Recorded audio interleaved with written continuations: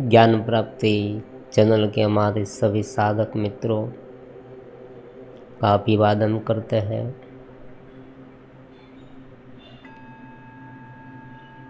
इनके पहले वीडियो में एकाग्रता के बारे में, ध्यान में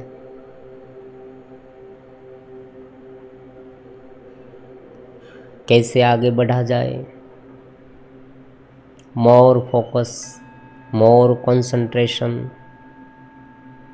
ध्यान में उनकी उपयोगिता क्या है, ये हमने समझा, उनके बारे में चर्चा की।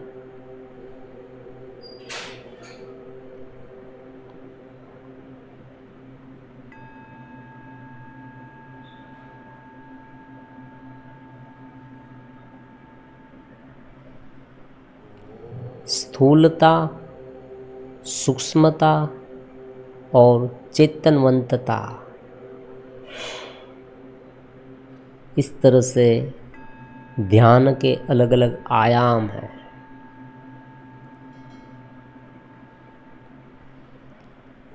आज एक बहुत ही महत्वपूर्ण विषय पर बात करने वाले हैं। ध्यान को परिपक्वता तक ले जाने के लिए अलग अलग प्रकार के जो प्रिय है,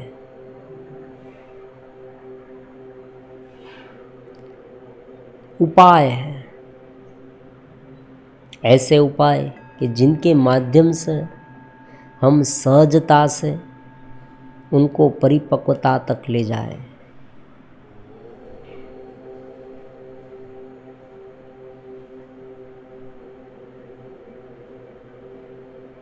क्योंकि सामान्य रूप में क्या होता है कि जब भी कोई व्यक्ति ध्यान करने बैठता है, उनका मन जो है वो उनके कंट्रोल में रहता ही नहीं।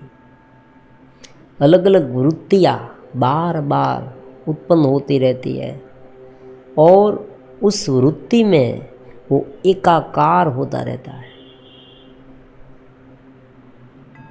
वृत्तियों का साक्षी बने, ये बात कहने में आसान लगती है, लेकिन जब साधक करने जाए तब बहुत ही मुश्किलें होती है। उसमें भी जब मन गाढ़ा होता है, अत्यंत चंचल होता है, विक्षिप्त होता है और मलयुक्त भी होता है। कोई व्यक्ति है, उनमें अलग अलग प्रकार के विपरीत जो है, बैड क्वालिटीज जिसे कहते हैं, वो अगर स्टोर हो गई है, हो सकता है, क्योंकि आज के समय में ऐसी सोबत है, लंबे समय से जो व्यक्ति ने किया है वो एक आदत के रूप में बन जाता है। फिर यही करने की इच्छा होती है, वही सोचने की इच्छा होती है। तो हो सकता है कि उनमें बहुत सारी ऐसी बैड हैबिट्स हो, बैड क्वालिटीज़ हो, सब कुछ हो सकता है। अलग अलग प्रकार की ये विपरीत भावनाएं भी हो सकती है, विपरीत सोच भी हो सकती है और विपरीत कर्म का प्रभाव भी हो सकता है। ये भी है कर्म का प्रभाव। जो हम करते हैं वो एक संस्कार के रूप में भीतर स्टोर होता जाता है। वही संस्कार हमें फिर से अलग अलग प्रकार की वृत्तियों के रूप में वापस मिलते हैं। मतलब कि जो स्टोर हुए हैं वही संस्कार वृत्तियों को मोटिवेट करते हैं कि तुम यही करो। यही वृत्तियाँ हमारे मन में उत्पन्न होती है और वही वृत्ति हमें धीरे धीरे वही कार्य करने में प्रेरित करती रहती है और अंत में फिर से जो साधक है पहले जैसा था वैसा हो जाता है। शुरू में वो प्रयास करता है, लेकिन उनके प्रयास इतने इफेक्टिव नहीं होते और जब तक चेत स्थिति तक ना पहुँचे, थोड़ी ध्यान में सूक्ष्मता आए ना, फिर ही मजा आएगी। किया छोड़ा, जल्दी जल्दी कुछ नहीं होगा। थोड़ा लंबे समय तक साथ चलेंगे, थोड़ा सागर में गहराई में जाएंगे तो मोती मिलेंगे। बाहर से ऊपर ऊपर छानबीन करना, हम वापस लौट के आएंगे खाली हाथ। थोड़ा बहुत मिलेगा, ऐसी बात भी नहीं, लेकिन हमें थोड़ा ज़्यादा चाहिए, चित्तनवंतता चाहिए, एक सहजता चाहिए। तो उनके लिए कुछ ऐसे उपाय जो है, उसमें बहुत बार हम 3 स्टेप ब्रीदिंग की बात करते हैं।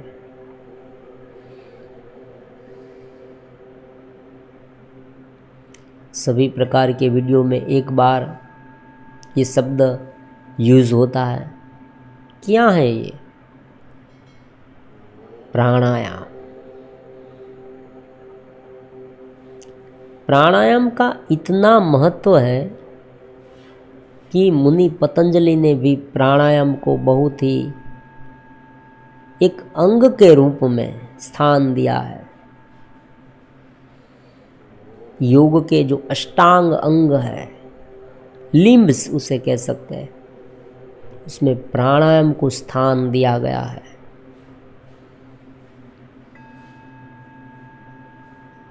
यम नियम आसन प्राणायाम। आसन करने के बाद प्राणायाम करें, ऐसा क्यों कहा गया? प्राणायाम इतना इम्पोर्टेंट क्यों है ध्यान में? देखो, हम ये बात नहीं कर रहे हैं कि जीवन में प्राणायाम करने से आप में ज़्यादा मात्रा में ऑक्सीजन मिलेगा, ये बात तो है। वो एक स्वास्थ्य के रूप में उनके क्षेत्र में आपको लाभ मिलता है, लेकिन यहाँ ध्यान की बात है। ध्यान में प्राणायाम का क्या महत्व है? उनको इतना महत्वपूर्ण क्यों माना गया? योग के इस 8 अंग में से उनको क्यों स्थान दिया गया? और जब आसन स्थिर हो जाए, स्थिर सुख आसनम, जब आसन स्थिर हो जाए तब योगी को प्राणायाम करने हैं, साधक को प्राणायाम करना है। क्यों करना है प्राणायाम?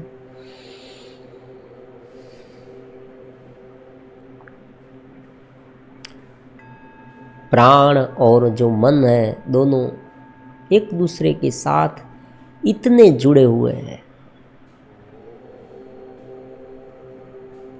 जैसे एक गाड़ी के 2 पहिए। हमारी जो सोच है, वृत्तियां है जो बार बार उभर के आती है, वो सारी वृत्तियों प्राण में इफेक्ट करती है। अगर हम जल्दी से सोचने लगे तो प्राण की गति में तुरंत ही बदलाव आ जाएगा। अगर हम शांत हुए तो प्राण भी धीरे धीरे शांत होता जाएगा। कोई व्यक्ति विषय में ज़्यादा प्रवृत्त होता है तो उनके प्राणायाम की जो प्रोसेस है ब्रीदिंग की, वो एकदम फास्ट हो जाएगी। प्रत्येक कदम कदम पर हमारे जो प्राण हैं उनमें बदलाव आता है। हम जो भी काम करें, हम जो भी सोचें, हमारे मन में जो विचार आए, वृत्तियाँ उठे, वो सब में प्राण में तो तब्दीली आती ही है। प्राण में कोई ना कोई फेरफार आता है, या वो एकदम सूक्ष्म हो जाए, या जल्दी जल्दी, या थोड़ा ऊपर का। जब हम अधीर हो जाते हैं तब प्राण केवल इतना ही चलता है, केवल थोड़ा सा, बहुत डीप में नहीं जाता। लेकिन जब ध्यानस्थ स्थिति आए तब अगर प्राण पूरी तरह से डीप में जाए, गहराई में जाए,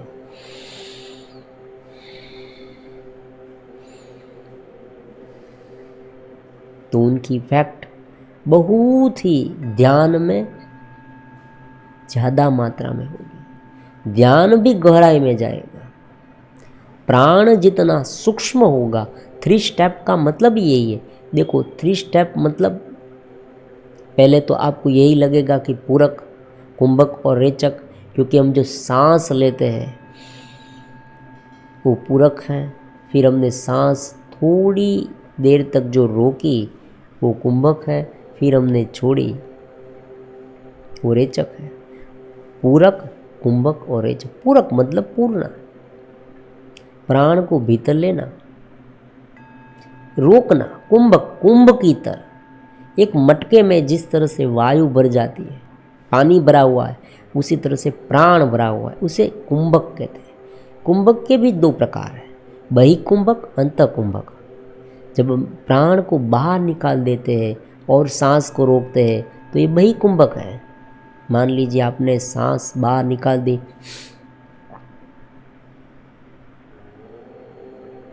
तो ये बहिकुंभक हुआ। फिर आपने सांस ली,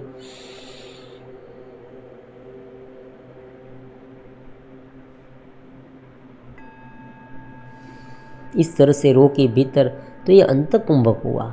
और बाद में रेचक। सीधी सी बात है। तो 3 स्टेप ब्रीदिंग प्राणायाम जो हम बार बार बोलते रहते हैं वो कैसे किया जाए? उनकी 3 अवस्थाएं हैं। ध्यान की 3 अवस्था, मन को एकाग्र होने की 3 अवस्था, प्राणायाम की 3 अवस्था। क्या है ये तीनों का गणित क्या है? तीनों का फंडा क्या है? ये 3 क्यों है? क्योंकि महत्वपूर्ण 3 बात है। एक स्थूल, जो पूरा जगत और हमारा शरीर, जो बाह्य मन आदि जो विषय है वो सब स्थूल है। फिर सूक्ष्म, जो ज्ञानेंद्रिया है वो सूक्ष्म है, लिंग शरीर उसे कहा गया है। और चेतना, जो हमारा आत्मा है, ये 3 है। उसी तरह से प्राण भी धीरे धीरे धीरे धीरे गति उनकी मंद होती होती सूक्ष्मतर पर जाए और चेतनवंतता में लीन हो जाए, इसलिए उसे 3 स्टेप कहे गए हैं।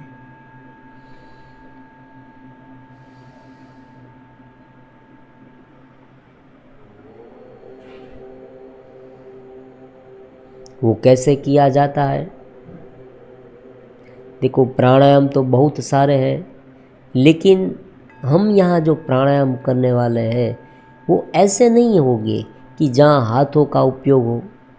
कि हाथ तो हमें मुद्रा में, ध्यान मुद्रा में रखना है। हाथ तो हमें एक ध्यान मुद्रा में रखना है और कहीं पर रख देने हैं, उसे हिलाना नहीं, डुलाना नहीं, शांत कर देना है। क्योंकि चेतना में जाना है, हमें अपने स्वरूप में एकरूप होना है, सहज स्थिति प्राप्त करनी है। मन साधन है, तन साधन है, ये मानना है तो स्वाभाविक है कि पहले उसे स्थिर तो करें। क्योंकि जैसे जैसे हम उनका मूवमेंट करते रहेंगे, अगर मूवमेंट ही करते रहेंगे, मन को चलाते रहेंगे, तन को चलाते रहेंगे, कभी उन्हें बंद करें तब नींद आ जाती है। समझ रहे हैं आप? पूरे दिन में आप सोचें, कुछ ना कुछ करते रहते हैं। या तो हम कोई मन से काम करते हैं, मन से सोचते रहते हैं, और या हम शरीर को इधर उधर डुलाते रहते, मूवमेंट करते रहते हैं। तो शांत जागृत स्थिति में हम शांत नहीं बैठते, शांत रहते हैं सुषुप्ति में। जब ने थक जाते हैं तब सो जाते हैं, तो वो अज्ञान में एकरूप हो जाते हैं। लेकिन चेतनवंतता में हम शांत नहीं होते, इसलिए जागृत स्थिति में उनसे ऊपर नहीं उठ सकते, ये बात है। जब हम जागते हैं तब उनके साथ एकरूप होते हैं, जब हम सो जाते हैं तब वो सब जागृतता भी नींद में चली जाती है, चेतनवंतता एक घेरे में गिर जाती है। लेकिन जागृत स्थिति में उनसे ऊपर उठना, उनका नाम ही ध्यान है। और ऊपर उठते उठते उनसे पूर्ण रूप से मुक्त हो जाना, शांत हो जाना, उनका नाम समाधि है। अपनी चेतना में पूर्ण रूप से एकरूप हो जाना, उनका नाम समाधि है।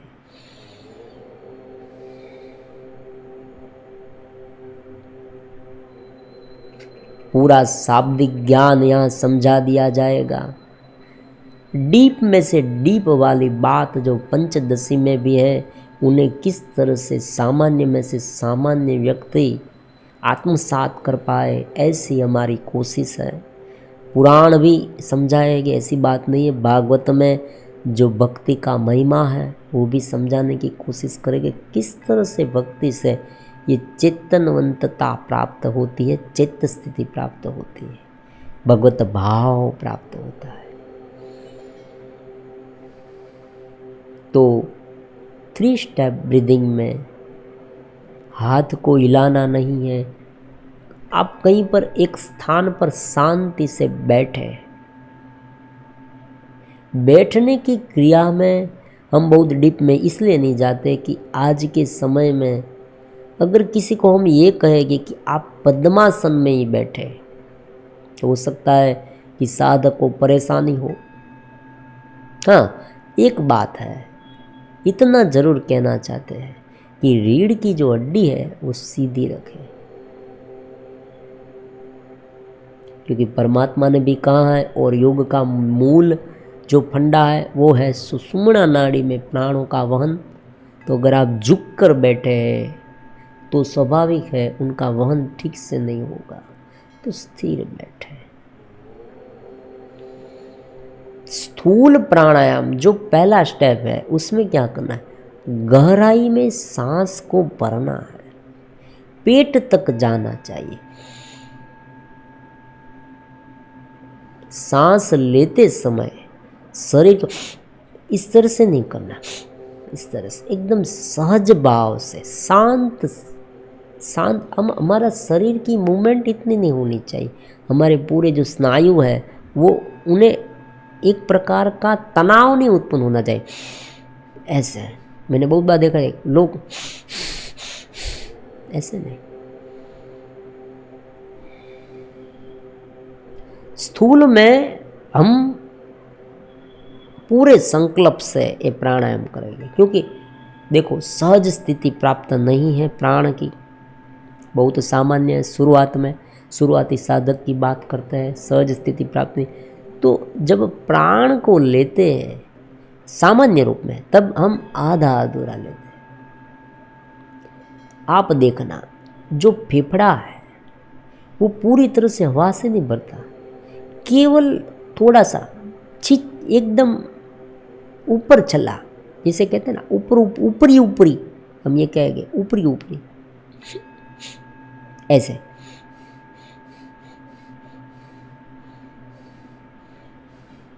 बस इतना ही रहता है। फेफड़े का आधे से ज़्यादा भाग बिना हवा के धीरे धीरे संकुचित होने लगता है। हमें अपने साधनों का कार्यक्षमता से उपयोग हम नहीं कर पाते, ये बात है। साधन जो हमारे पास है, भगवान ने जो क्षमता दी है, उस क्षमता का ठीक तरह से उपयोग तो हो। पहले बाहर के साधन है, उनका भी ठीक तरह से उपयोग नहीं होता। माइंड की बात तो बाद में आती है। हमें फेफड़ा दिया है, ये पूरी तरह से जो सांसों सांस की क्रिया है वो भी हमें परमात्मा ने गिफ्ट में दी है। भगवान कहते हैं केवल कोई व्यक्ति इस क्रिया को ही साध ले तो अपने आप वो चित्त स्थिति प्राप्त कर सकता है, केवल प्राणायाम से प्राप्त हो सकता है। अगर मन को उनके अनुरूप ढालते जाए, ये बात है, मन इधर उधर घूमता रहता है और प्राणायाम करते हैं तो प्राण केवल एक्सरसाइज के रूप में हो जाती है। तब ये हो सकता है कि हम प्राणायाम करें तो हमें शुद्ध ऑक्सीजन ज़्यादा मात्रा में मिले, ये सब हो, लेकिन उनका जो हमें जो करना है आध्यात्मिक लाभ, चित्त स्थिति प्राप्त करनी है, वो प्राप्त ना हो, ऐसा हो सकता है। तो सहजता आनी चाहिए। पहले हम हमारी जान में हम कर रहे हैं, वो हमें इस तरह से प्राणायाम करना है, संकल्प से डीप में जाना।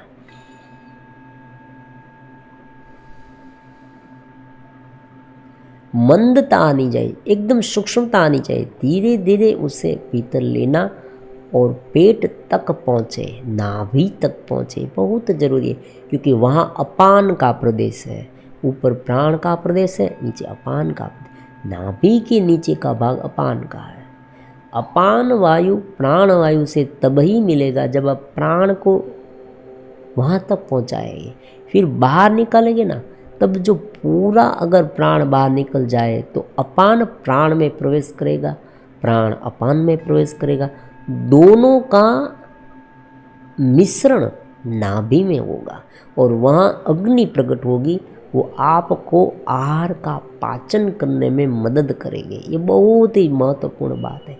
योगियों जो है उनकी पाचन क्षमता बढ़ जाती है। क्यों? क्योंकि वो प्राण और अपान को संधि करते हैं। कहाँ करते हैं? नाभि में। नाभि में मणिपुर चक्र है, वहाँ संधि हो जाती है प्राण और अपान की। तो केवल डीप ब्रीदिंग, केवल एक भीतर सांस लेने से, धीरे धीरे धीरे आप सांस लें, भीतर तक सांस लें।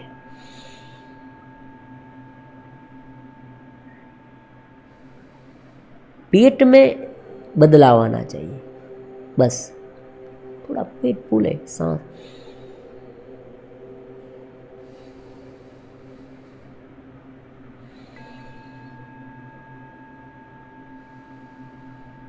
फिर थोड़ी देर जो क्षण है, देखो इस क्षण को भी आप देखें कितनी बड़ी बात है।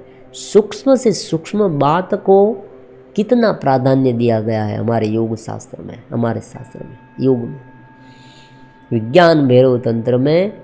इस तरह की छोटी छोटी जो मूवमेंट है जिन पर हमने कभी ध्यान ही नहीं दिया, उन पर ये विज्ञान भैरव तंत्र बहुत समझाता है। शांता नाम की स्थिति, भरिता, जो हम सांस को भीतर लेते हैं और भरते हैं, फिर जो कुंभक की स्थिति है, भरिता नाम की स्थिति, फिर जब सांस छोड़ते हैं और शांत हो जाते हैं, उसे शांता नाम की स्थिति कहते हैं।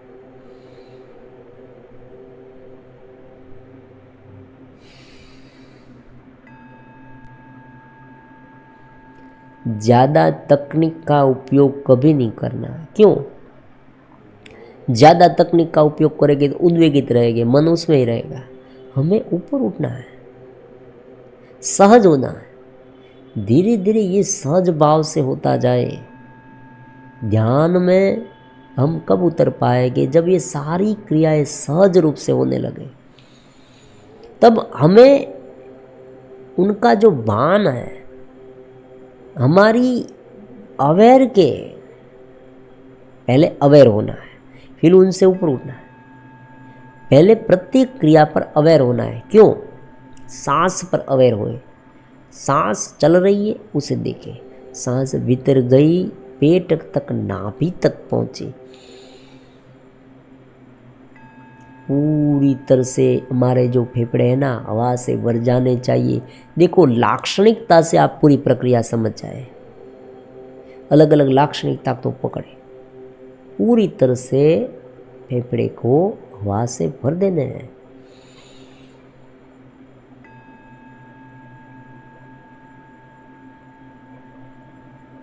और नाभि तक पहुंचाना है। फिर धीरे धीरे सांस बाहर निकले, फिर पेट थोड़ा सा अंदर जाए।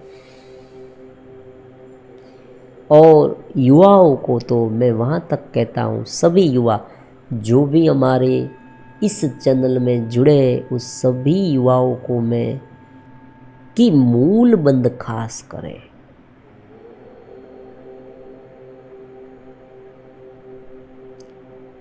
प्राण को निकालने के बाद मूल बंद करें। मूल बंद मतलब क्या?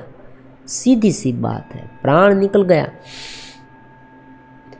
तब एक ही थोड़ी सी छोटी सी क्रिया करें। देखो वो भूखे पेट होनी चाहिए, इतना मैं कहूँगा।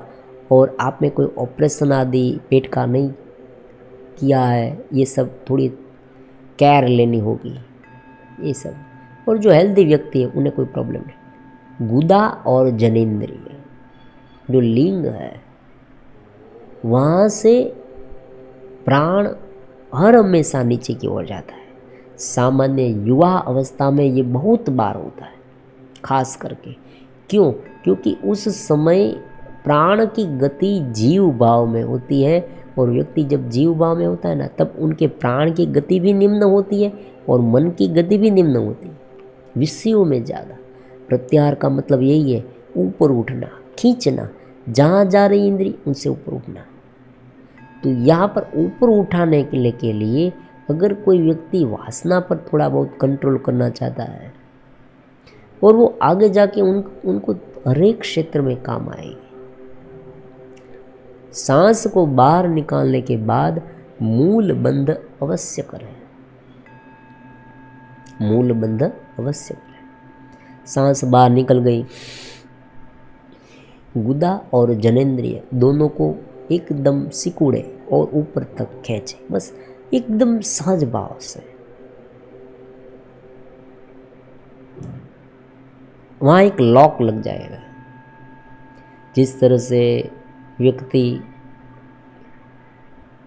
सोच आदि क्रिया को रोकता है ना, उसी तरह से वहाँ एक लॉक लगा दे।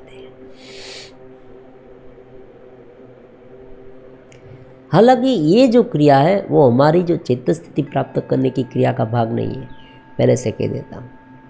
लेकिन युवाओं इसलिए करें कि उनसे जो विषय वासना है उनमें थोड़ा बहुत उनसे लगाम, कंट्रोल वो कर पाएंगे।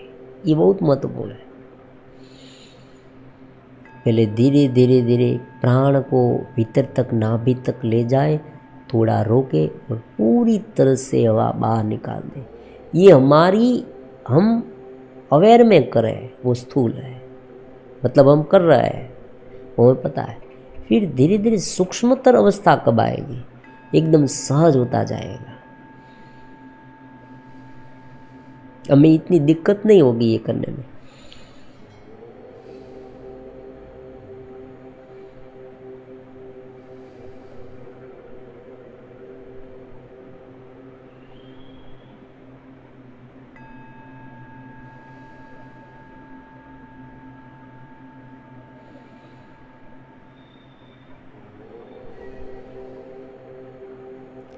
गहरी सांस ले, पेट तक, नाभि तक पहुंचाए, थोड़ी रोके, फिर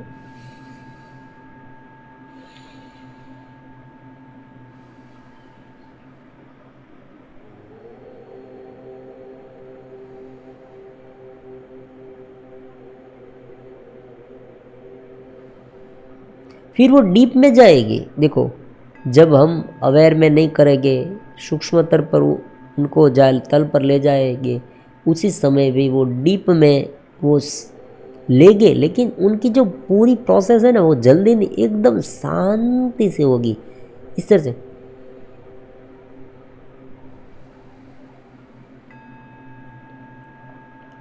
ऐसा कहा जाता है कि कोई एक रुई है, रुई को यहाँ नाक तक ले जाए, वहाँ रखे, तो भी उनमें मूवमेंट नहीं होती, इतनी शांति से सांस बाहर निकलती है और शांति से सांस भीतर जाती है, इतना शांत। और जितना उसमें शांति आती है उतना निर्दिशय आनंद योगी को आता है।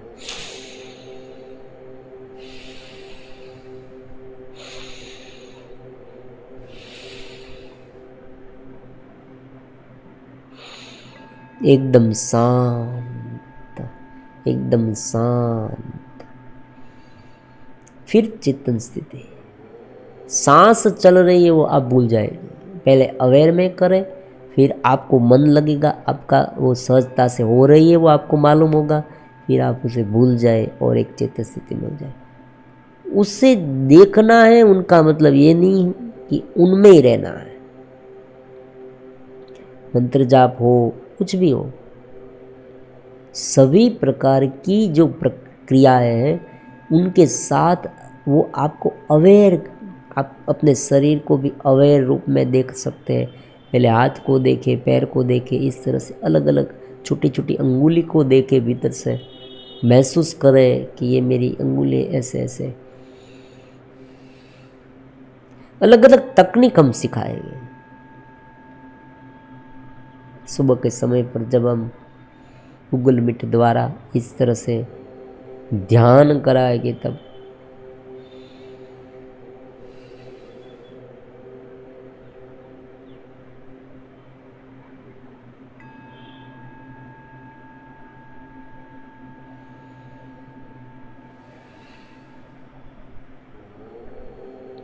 फिर ऐसी आदत बन जाएगी, आप इतना ऊपर उठ जाएंगे, सहज होता जाएगा कि आप दिन में कभी भी एकदम शांत जगह पर, शांत जगह हो या ना हो, देखो यहाँ ऐसी बात नहीं है हर एक के घर में शांत जगह नहीं होती, हर एक के जीवन में शांति नहीं होती। ऐसा हो सकता है आसपास का माहौल इतना कोलाहल है, फिर भी आप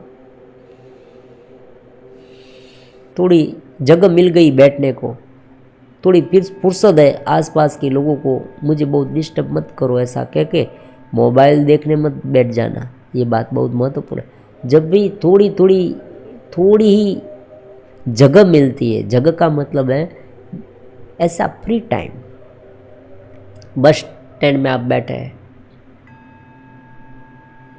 और थोड़ा फ्री टाइम है, हाँ बाजू वाला है उसे कह देना कि भाई बस आए तो मुझे कहना, वरना बस चली जाएगी, बहुत एकाग्र हो जाएगी। तो थोड़ा सा फ्री टाइम है तब आप जैसे ही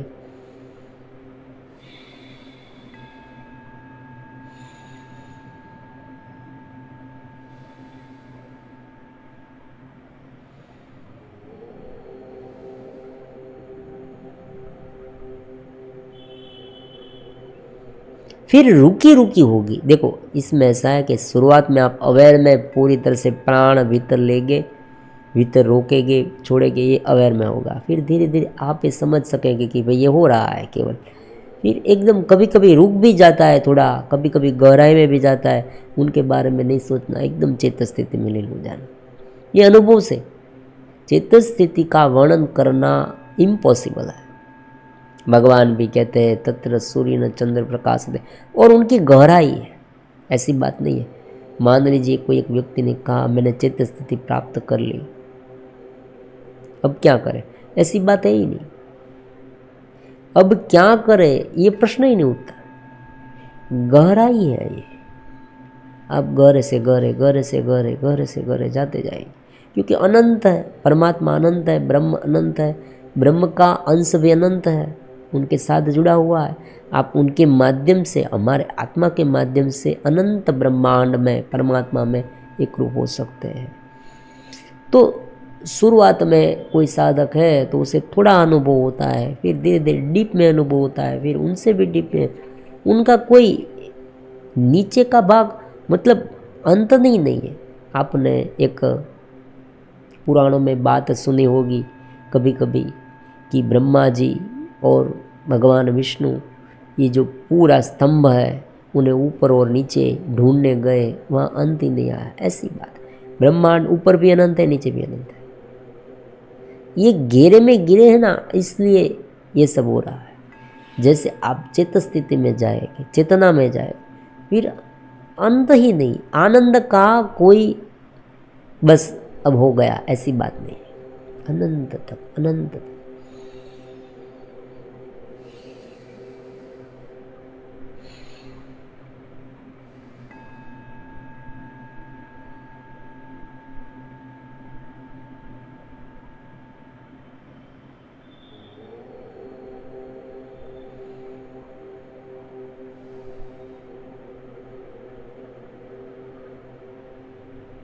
अलग अलग अनुभव बहुत होते हैं साधना में।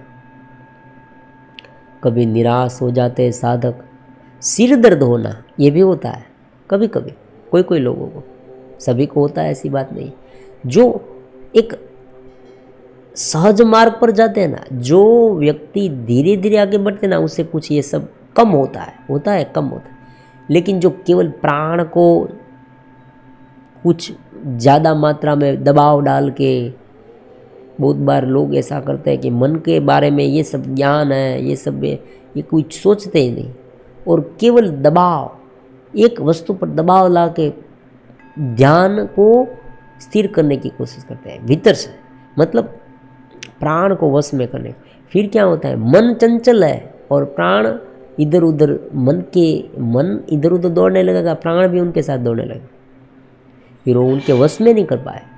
तो चेतना जो विद्युत की तरह इधर उधर इतनी दौड़ने लगती है कि अलग अलग प्रकार के ऐसे अनुभव होते हैं साधक को कि कभी साधक बहक जाता है और कभी कहता है कि भाई मैं साधना मैंने की, मेरी पास ऐसे बहुत कमेंट भी आते हैं कि गुरुदेव साधना में करता हूँ, मुझे ऐसा हुआ वैसा हुआ। आप एक सलामत मार्ग पर आए, इसलिए हमने ये सलामत मार्ग चुना है। सलामत मार्ग से आगे बढ़े। हमारे पास पंचदशी है, विचार सागर है, वाक्य सुधा है, भगवत गीता है, भागवत है।